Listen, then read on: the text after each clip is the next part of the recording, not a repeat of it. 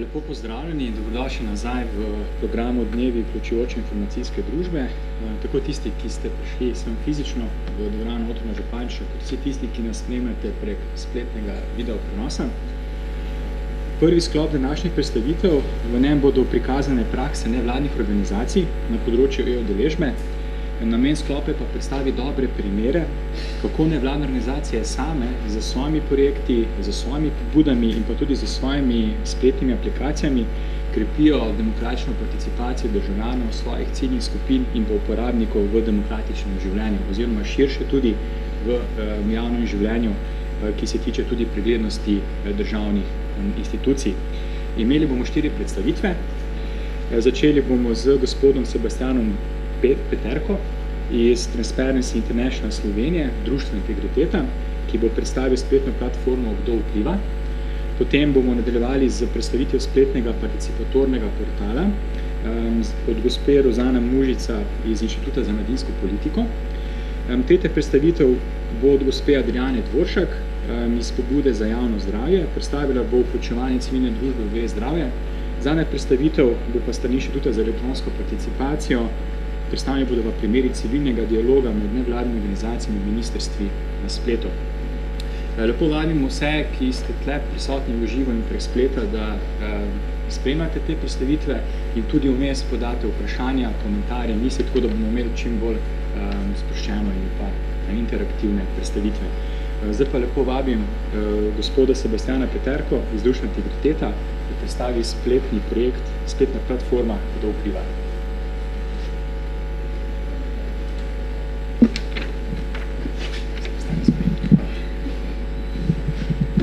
Lep pozdrav z moje strani.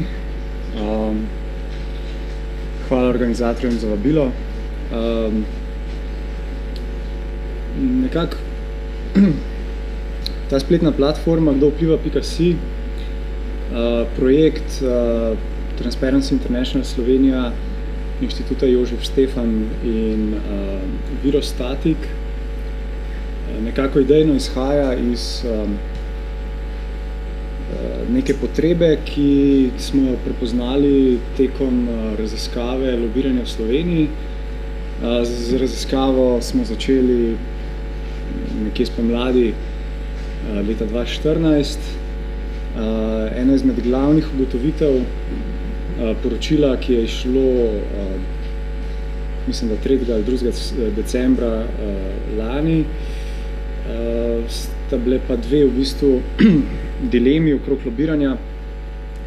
Ena je to, da lobiranje v Sloveniji nima absolutno nobene tradicije in z tega stališča večina populacije povezuje lobiranje s korupcijo oziroma ne povezuje, kar enači, kar je načeloma neka sporna oziroma neravno realna percepcija. Drugo je pa, da so v bistvu lobistični stiki, vsaj obstoječi, relativno malo transparentni, čeprav imamo primerjalno gledano oziroma glede na ostalo Evropo verjetno najboljši zakonodajni okvir na tem področju. Eden izmed izzivov je bil torej, kako demistificirati neko to stigmo okrog lobiranja in obstoječe podatke uporabiti na način, da bodo povečali transparentnost teh lobističnih stikov. Da se razumemo, pri tem vedno mislim lobistične stike, ki se prijavljajo. Treba je vedeti, da odločevalci pri poročanju niso dosledni oziroma so zelo različno dosledni. Za primer imamo 212 oziroma zdaj že 13 občin, pa je bilo, mislim, da od sprejetja zakona poročanih 7 ali 8 lobističnih stikov v strani občin. Kljub temu, da recimo v lanskem letu da so občine v lanskem letu praktično investirale največ v Sloveniji, bistveno prispevale k gospodarski rasti, oziroma če gledamo primerjalno za 2013, so za investicije v obliki gradenj namenile 1/4 milijarde evrov več kot leto prej. No in ena izmed teh stvari, oziroma ideja, s katero bi obe izhodišči, oba problema rešili, je bila spletna platforma, kjer bi na bolj pregleden, grafično privlačen način z uporabo nekih sodobnih orodij, čeprav bolj preprostih, ne nujno kompleksnih, prikazali te logistične stike na način, da jih lahko razume mogoče tudi staroman. Jasna težava prva, s katero smo se srečali, je to, da so poročila o logističnih stikih vsa v PDF-ih, se pravi skenirani dokumenti, kar je za obdelavo praktično neuporabno. Zato je bila prva stvar, ki smo mogli storiti, v bistvu objavljena poročila zbrati na enem mestu in aktivirati prostovoljce, da so nam pomagali pri tipkanju podatkov v nek strojno berljiv format. Mogoče je to simptomatičen primer večine podatkov, ki jih producira javna uprava. Mislim, javna uprava je zbirka izjemno bogata podatkov, ampak je žal tako, da večina ni v takšnih formatih, ki bi omogočali neko kvalitetno obdelavo. Potem, seveda, ko smo mi te logistične stike spravili v nek tak sprejemljiv format, so se naši programerji lotili pisanja programa, ki ga v bistvu vidite tukaj zadaj. Jaz se v te tehnične podrobnosti ne bom preveč spuščal, ker jih iskreno povedano lahko razložim narobe. Ampak mislim, da je grafični prikaz dovolj zgovoren, da se glede na zbrane podatke izrisujejo omrežja med institucijami, kjer so lobisti lobirali, odločevalci, to so ta imena, recimo, ter seveda lobisti oziroma podjetji oziroma družbami, ki so jih pri svojih stikih zastopali.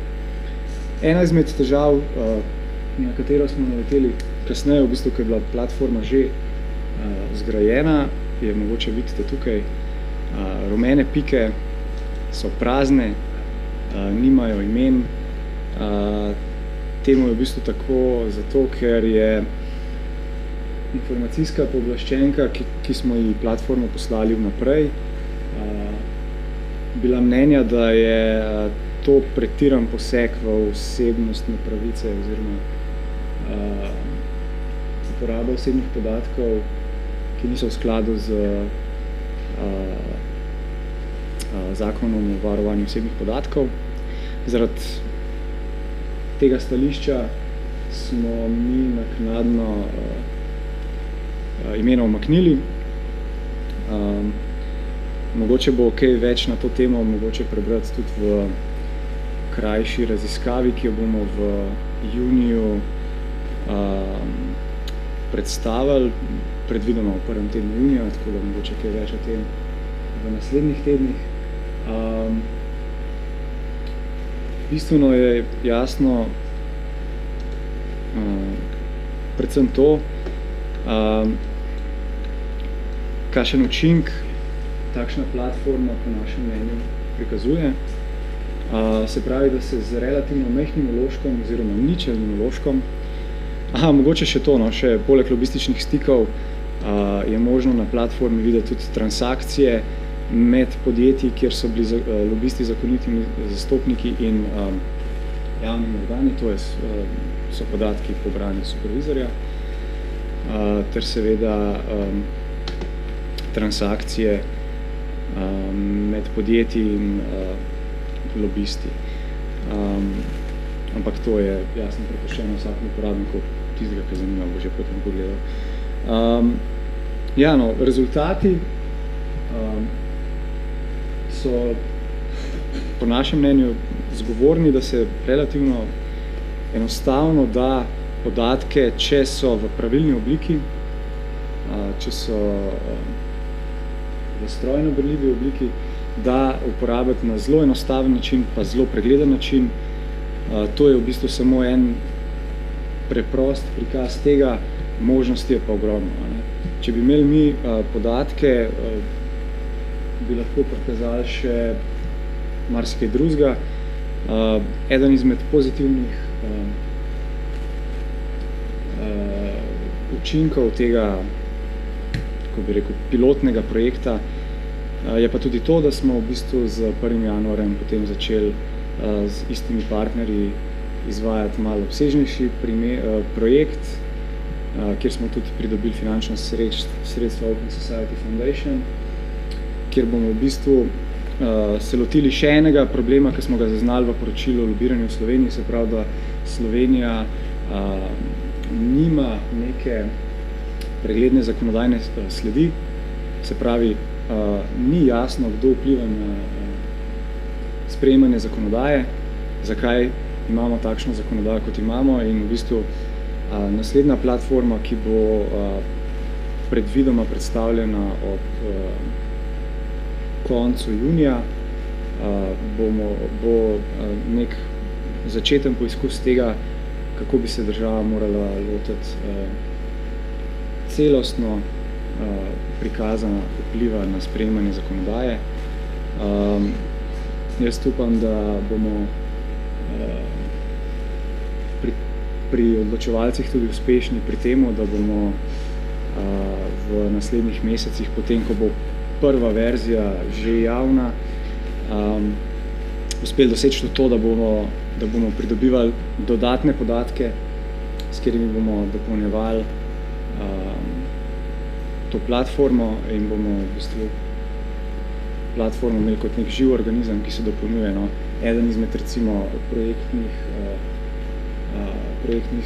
dogodkov je tudi hackathon, kjer bomo povabili programerje, da bodo na nekem dogodku skupaj lahko prispevali k funkcionalnosti te platforme. Tako da, kar se z strani tiče, mislim, da 15 minut sem že porabil, tako da še 5 minut. Lahko, prosim, ja. Mislim, da neke osnovne podatke sem dal, zdaj pa, če koga še zanima, pa absolutno. Prosim.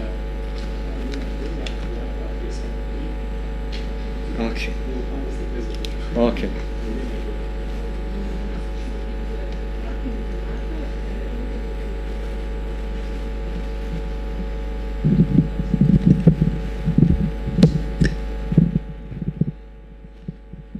Milena Marega, Rek, moje vprašanje je naslednje. Najprej bom se sicer strinjala s tem, lobisti imajo na nek način negativno konotacijo zdaj v Sloveniji, verjetno to zato, ker moramo še razviti to kulturo. Ne? Jaz jih ne jemljem pravzaprav kot negativne. Tisto, kar se mi zdi pa pomembno, ukvarjam se pa ravno z vključevanjem javnosti deležnikov v pripravo predpisov.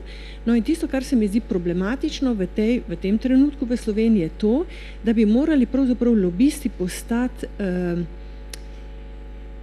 transparenten del tega procesa, pravzaprav, sodelovanja javnosti pri pripravi predpisov.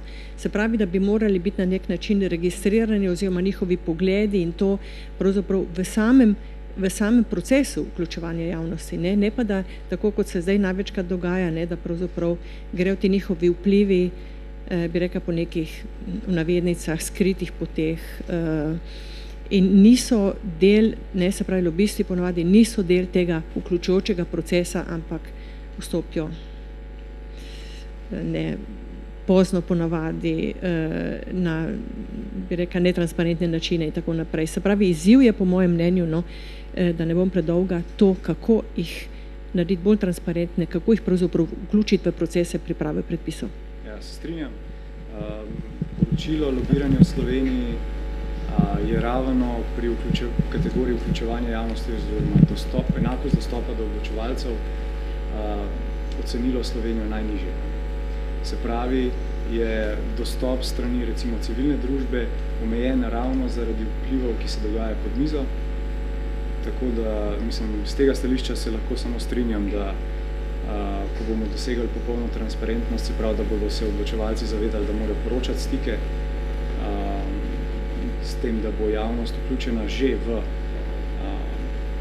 prvih fazah priprave zakonodaje, recimo, ne? Ker zdaj se dogaja, da so delovne skupine sestavljene praktično tajno, ne ve se, kdo sestavlja delovne skupine.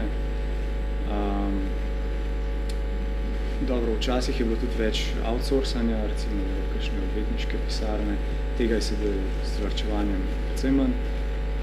Ampak ja, se strinjam, ko bo neka zakonodajna sled transparentna, se pravi, da bodo vsi vplivi tudi vsebinsko vidni javnosti, bo načeloma stanje bolj zadovoljno. Zdravo, jaz sem Jaka, Ekologi razmeja. Slišali smo, da ste precej imeli težav s pridobivanjem podatkov, da ste jih prilagodili v strojno berljivo obliko. Me zanima, a je to zdaj enkraten poskus, ali boste probali po eni strani ažurirati podatke, ko se bo novi na voljo, po drugi, če si prizadevate, da bi jih sploh že v osnovi dobivali v bolj strojno berljivi obliki. Ja, podatki, ki so tukaj zajeti, mislim, da vključujejo poročanje lobistične stike do konca novembra. Cilj že od začetka projekta je bil, da se podatke ažurira na 3 mesece in da se pri odločevalcih doseže to, da bodo v neko spletno aplikacijo vpisovali podatke, s tem bi pa mi pridobivali neko strojno berljivo obliko. Zdaj lahko kar konkretno povem, kje smo. Kar se aplikacije tiče, je menda v pripravi. Ne vemo, kako daleč, ampak je v pripravi že v bistvu odkar smo začeli z delom na platformi. Kar se pa ažuriranja tiče, je pa prvi poizkus po 3 mesecih spodletel, zato ker nam je Komisija za preprečevanje korupcije poslala poročila, ki so bila anonimizirana. Se pravi, kljub temu, da že odločba informacijske pooblaščenke, mislim, da iz leta 2012 ali 2011, govori o tem, da je dostop do poročil v tej papirnati obliki ali pa PDF obliki, da so to javna. Prej jih je komisija brez problema posredovala, imela jih je nekaj časa celo na spletni strani. Potem se je pa zgodila ta platforma, pa je nastal problem očitno. Ampak smo pa na odločbo podali pritožbo in je še v fazi odločanja. Jaz imam en komentar pa 2 vprašanji. Se mi zdi, da ta vaš primer je lep primer ene teze, ki govori o tem, da je internet lakmusov papir demokracije.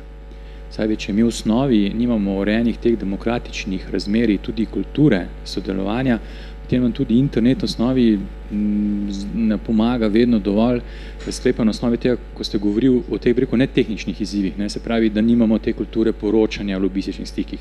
Dobro, Jaka je že tudi izpostavil ta input teh podatkov, ne, ker nimamo urejenih formatov.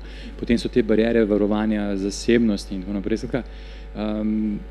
Želim samo to izpostaviti, da je pomembno, zelo pomemben ta kulturni, politični, družbeni kontekst, da lahko te aplikacije dejansko imajo nek večji vpliv in tudi mogoče bolj uporabljene. To sem želel komentirati. Drugo vprašanje, pa prvo vprašanje imam pa to, a ste opazili na osnovi, ko ste lansirali ta projekt, da se je zgodila mogoče kakšna zgodba, da je kakšen medij ugotovil kakšne povezave, na osnovi tega naredil neko raziskovalno zgodbo. Spominja me zdaj ta supervizor, ne. So dosti mediji citirali, ko je bila zdaj ta zadeva za temi velikimi honorariji univerzitetnih profesorjev in so se tam citirale neke številke, ki so transparentno dostopne glede teh finančnih transakcij v javnem sektorju. To me zanima, če je bila kakšna zgodba na osnovi tega narejena. Tretje vprašanje imam pa to, me pa zanima, če se lahko poveže mreža nevladnih organizacij z vami, da bi promovirali ta hackathon, se mi zdi odlična ideja. Hvala. Če grem kar z druge strani, za hackathon absolutno. Bo pa to potekalo v jeseni, tako da je časa še dovolj. Kar se tiče komentarja, se lahko samo strinjam, tukaj ni nobene dileme, da je splet oziroma informacijske tehnologije del celostnega sistema družbe. Če ta ne deluje, verjetno ne deluje tudi kakšen drug podsistem. In mislim, da smo mi tudi na tem primeru videli, da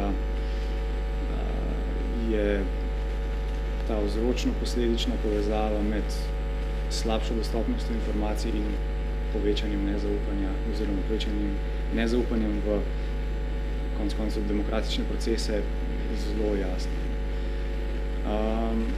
Kar se pa tiče medijskih zgodb, ko smo zadevo lansirali, so jo povzemali večinoma vsi večji mediji.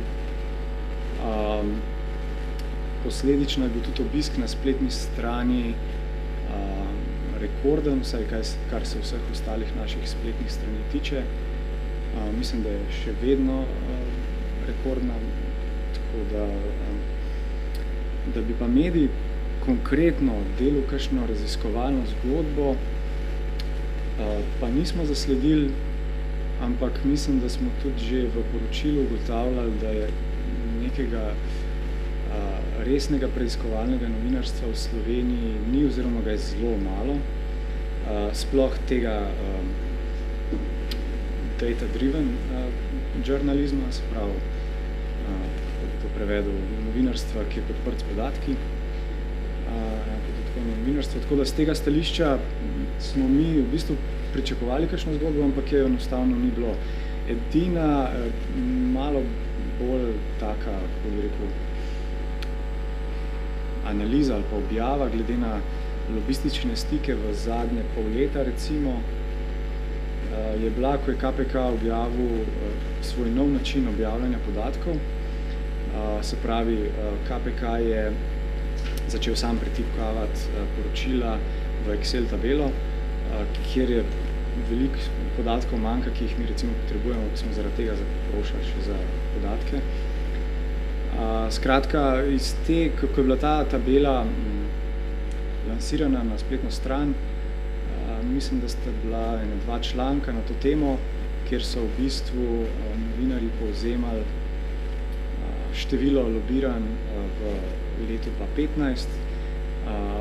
Če za zanimivost povem, mi smo bili drugi po lobističnih stikih, ker smo se vključevali v sprejemanje etičnega kodeksa poslancev in smo imeli sestanek z vsemi poslanskimi skupinami, kar je očitno bil največji lobistični dogodek, drugi največji lobistični dogodek, no prvi je bil SAZAS, če ste še za zanimivost, od organizacije, ampak mislim, da to, da je neka nevladna organizacija na drugem mestu zaradi tega, ker se je dobila z vsemi poslanskimi skupinami za v bistvu na eno tematiko,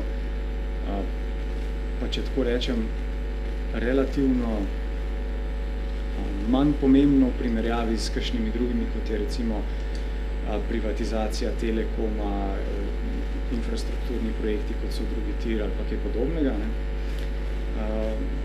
Zadosten pokazatelj tega, da se v resnici tisti lobistični stiki, ki zares vplivajo na naše življenje, ne počnejo. Samo še vprašanje, kakšno vprašanje prek spleta, preden zaključimo ta prvi del? Ne? Ok, dobro. Sebastian, najlepša hvala za to predstavitev. Mislim, da je to en zelo tak lep primer, ki ima zelo veliko potenciala. Nenazadnje se tudi zaradi tega vašega projekta zdaj, če sem prav razumel, tudi drugače poročajo, pa vnešavajo podatki. Te Excel tabele, tudi državne institucije spreminjajo nek svoj način dela. Tako, počasi, ampak ja. Hvala z moje strani. Mogoče še samo še enkrat, če omenjam spletno platformo, ki bomo predstavili konec meseca. Par dni pred predstavitvijo bo tudi neko v bistvu predstavitev s predavanji, kjer bomo pokazali vse funkcionalnosti platforme zainteresiranim deležnikom, se pravi nevladnim organizacijam, novinarjem, akademikom, študentom in tako naprej. Tako da spremljajte, vabila boste verjetno dobili na e-maile, tako da, če bo kakšen interes, ste vsi lepo vabljeni. Hvala.